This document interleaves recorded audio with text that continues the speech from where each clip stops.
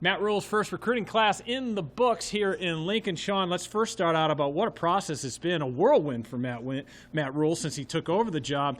He's got a lot done in a very short amount of time. Yeah, I wondered just how this was going to go because I knew how much work there was ahead of not only trying to keep the guys that you had, find your own guys, keep the players here on the roster on the portal and find out who's leaving, and then find new portal guys. And to get all that done, I mean, they did about 8 months of work in 2 weeks. Mm-hmm. And just from the sake of my job, I hope we never have to go through this again. And I'm sure Matt Rhule would say the same thing, but it really is remarkable the work that these guys got done over this period. And the emphasis they put on in-state Nebraska kids, a huge crop of young guys from this area. It's been years since that's happened. Well, first of all, this is one of the best years we've seen in-state in a number of years.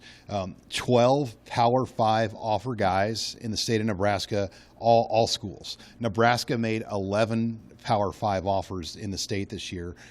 When you look at it, and they got 8. That's the most Nebraska has taken in a year since 1998, so the pre-internet era. I mean, this is the largest in-state crop that we've seen since recruiting coverage has kind of moved to the internet. And it really tells you how good this group of kids is in the state, and there are about 2 or 3 more they wish they could have had. Yeah, a classy move by Matt Rhule here at his news conference on Wednesday, saying, he wished the guys who didn't come to Nebraska the very best at all levels, not just at the Division I FBS level, but also the FCS and Division II and III. I thought that was pretty classy on his part. Quarterbacks-wise, though, Matt Rhule does not go after a high school quarterback, but the Huskers do get a quarterback in the portal. Yeah, this is going to be a great battle. I think one of the better quarterback battles potentially we've seen at Nebraska in a while.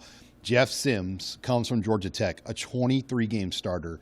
Casey Thompson, a 20-game starter in college. You've got other guys on this roster that have started as well, but I think most of us expect it to be that way. And they could still get Malik Hornsby on there too out of Arkansas. So the quarterback position's intriguing. I think the one takeaway is the quarterback's going to run in this offense. Mm-hmm. It has to be a runner. We know under Mark Whipple they didn't want those guys running. Yeah, it was interesting to hear him say they're going to have the quarterback use his legs, which leads to my next point, the emphasis on offensive line play. And Donovan Rhule being the guy that the one assistant holdover from the old staff.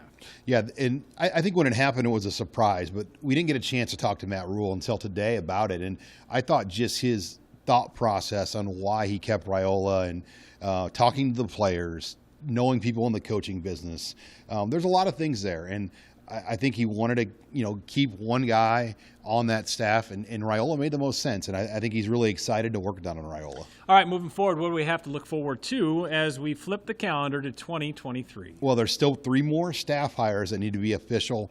Those probably won't happen until the beginning of January. That first week of January is also a visit weekend for transfer portal prospects. So look for a few more names to maybe visit Nebraska.